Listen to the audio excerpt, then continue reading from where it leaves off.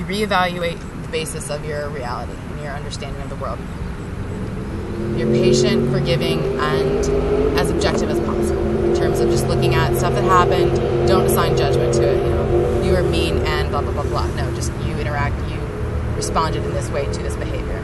I did a whole chart when I was pursuing my own kind of self-understanding about behaviors that I naturally did, and during a period of 7 years, looked at the different kind of response, conditioning response I got from my parents, whether it was encouraging, discouraging, or neutral. From both parents, the degree to which, and then over the next period, if they stayed the same, or if they were different, or if they were in conflict with each other. There was a lot of conflict. Well, it was crazy for a while.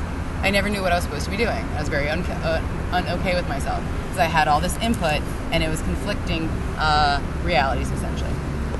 So you look at this, you see, where are things not lining up?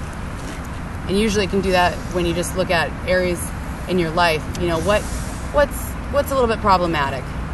What's something that maybe like other people don't have a problem with, but I do? Or what seems like it takes more energy or resources or stress than other people?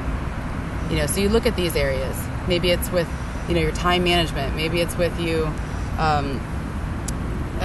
taking time to break and rest, You look at where you formed that understanding, So you reconcile your past and your present. And then the second part of it is where you look at what kind of patterns am I in? So based on those misperceptions of reality, or where there's areas of conflict where like you sometimes believe this thing, you sometimes believe another, it depends on how things are going. You have these very state-dependent realities about the world, or truths or rules. Chances are you're reacting in a threat state, because ambiguity can equal threat, because you don't have the solid data or the high confidence level to be able to make a calculation and be comfortable with your prediction. So it makes you anxious, because that's where our survival gets slightly compromised if we're not able to control our environment. So you look at the areas where you're reacting a threat response. And there's things that we do that are very visible threat response.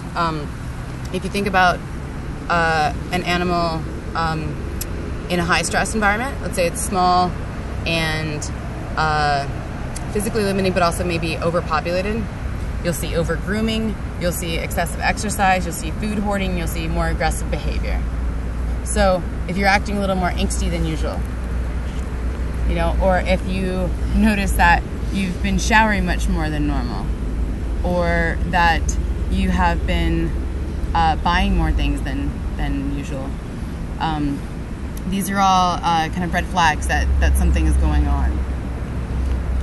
But you can also look to that situation where you hear in your head, or you think, I need to do this, and then you don't do it, and then later on you're like, what the heck happened?